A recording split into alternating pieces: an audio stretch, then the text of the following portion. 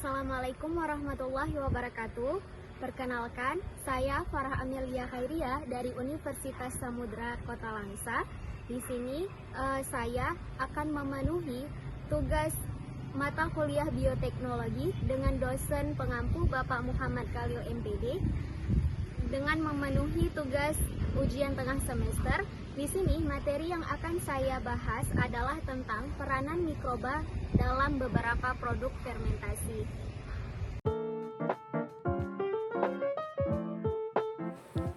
Oke, pertama sekali kita akan mengenal definisi dari fermentasi.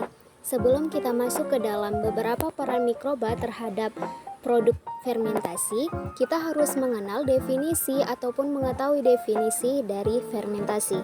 Nah, fermentasi ini sendiri berasal dari bahasa Latin, yaitu ferver, yang berarti merebus. Ternyata, saat fermentasi terjadi, akan muncul gelembung-gelembung seperti pada air yang mendidih. Nah, fermentasi ini sendiri adalah rangkaian proses kimiawi yang mengubah gula menjadi produk lain pada kondisi anaerob. Anaerob ini sendiri artinya tidak membutuhkan oksigen. Dalam proses fermentasi, umumnya melibatkan beberapa mikroorganisme seperti jamur, bakteri, dan ragi. Proses ini akan menghasilkan gas. Fermentasi erat kaitannya dengan makanan atau minuman. Nah, fermentasi ini sendiri memiliki manfaat bagi tubuh manusia. Nah, seperti meningkatkan kandungan nutrisi, membuat makanan lebih mudah dicerna oleh tubuh, membuat makanan menjadi lebih tahan lama, atau membuat makanan lebih mahal ketika dijual. Yang kedua, produk-produk fermentasi. Ada banyak sekali fermentasi yang digunakan dalam kehidupan sehari-hari. Di sini kita akan membahas jenis fermentasi yang dihasilkan dari bahan alami yang banyak digunakan dalam kehidupan sehari-hari. Adapun produk fermentasi yang akan kita bahas adalah fermentasi yang berasal dari kedelai, fermentasi yang berasal dari susu, dan beberapa produk hasil fermentasi lainnya. Oke, pertama yang akan kita bahas produk fermentasi yaitu tauco. Tauco merupakan salah satu makanan tradisional warisan nenek moyang bangsa Indonesia. Tauco ini cukup populer di berbagai daerah seperti Jawa Barat, Medan, dan sebagainya. Karena tauco ini memiliki rasa dan aroma yang khas, maka tauco sering digunakan pula sebagai penyedap rasa atau flavoring agent. Tauco ini terbuat dari kedelai berbentuk pasta dengan variasi warna dari kuning hingga kecoklatan dan memiliki rasa yang khas.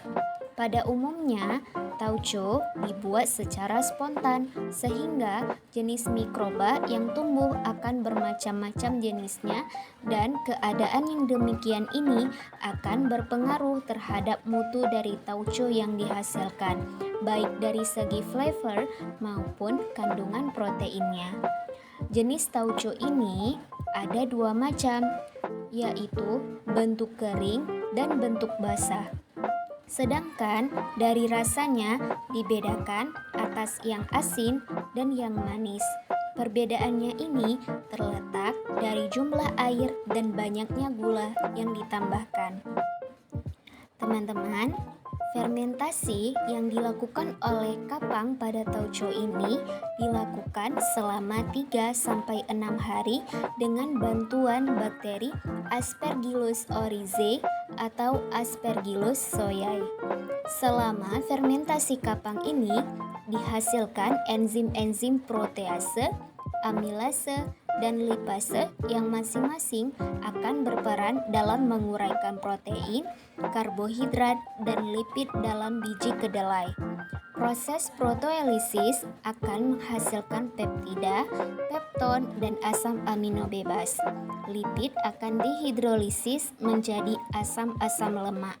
Selain itu, diproduksi juga asam laktat, suksinat, dan fosfat. Semua komponen tersebut sangat berperan dalam pembentukan cita rasa khas tauco. Nah, fermentasi kedua yang terjadi pada tauco ini yaitu fermentasi garam yang dilakukan oleh bakteri dan khamir yang bersifat tahan garam. Fermentasi ini dilakukan selama 21 sampai 30 hari dalam larutan garam 20%, yaitu sebesar 200 gram garam dalam 1 liter air. Nah, fermentasi ini terjadi pada suhu 37 sampai 40 derajat Celcius yang merupakan kondisi optimum untuk menghasilkan tauco terbaik.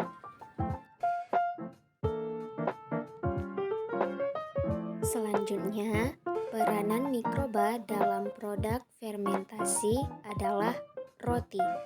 Roti merupakan makanan yang terbuat dari tepung terigu, air, dan ragi yang pembuatannya itu melalui fermentasi atau pengembangan dan proses pemanggangan dalam oven. Roti berasal dari negara Mesir kuno tahun lampau. Orang Mesir kuno mengolah tepung gandum menjadi roti gepeng yang dipanggang dipanaskan. Orang-orang Yunani dan Romawi kemudian membuat roti dengan cara dan bahan khas daerah setempat. Abad pertengahan di Eropa mulai dikembangkan cara pembuatan roti yang lebih modern, seperti roti yang menjadi lebih harum dan lembut karena diperkaya dengan susu dan kuning telur. Kini, roti dibuat oleh bakery atau roti dengan peralatan yang modern. Roti umumnya dijual dalam bentuk roti manis dan roti kaku. Untuk proses pembuatan roti dapat digolongkan menjadi 3 kelompok, yaitu bahan pokok ataupun bahan utama seperti tepung terigu, ragi, dan air.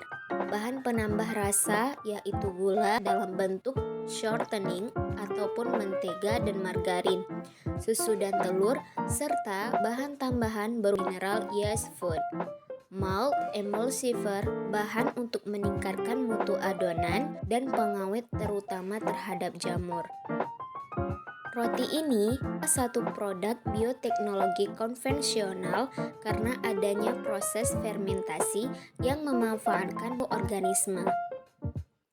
Proses fermentasi pada ragi mengubah gula dan karbohidrat di dalam adonan menjadi gas karbon dioksida dan alkoholnya. Zat inilah yang membuat adonan mengembang, membentuk pori-pori, dan beraroma harum ketika dipanggang. Mikroba utama pada ragi roti Saccharomyces cerevisiae. Semakin banyak ragi yang ditambahkan pada adonan, maka akan semakin hasilkan akan semakin empuk. Namun, penambahan ragi juga akan mempengaruhi rasa, tekstur, dan warna pada roti yang dihasilkan. Aktivitas ragi dipengaruhi oleh beberapa faktor, antara lain enzim-enzim protease, lipase, invertase, dan maltase, kandungan air, suhu, gula, dan garam. Enzim protease dapat mengurangi kekuatan jaringan zat gluten sehingga adonan menjadi lebih mudah untuk diolah. Sedangkan enzim lipase berfungsi melindungi sel-sel ragi roti sewaktu menjadi spora. Enzim invertase merubah dan fruktosa, sedangkan enzim maltase merubah maltosa menjadi dextrosa. Adanya komponen garam akan memperlambat kerja ragi roti. Aktivitas ragi roti dalam proses fermentasi adalah pada suhu antara 25 derajat Celcius sampai 30 derajat Celcius antara 4,0 sampai 4,5. Selama fermentasi, pH akan turun dari 5,3 4,5 dikarenakan terjadi pembentukan asam-asam seperti asam cuka oleh bakteri asam aset.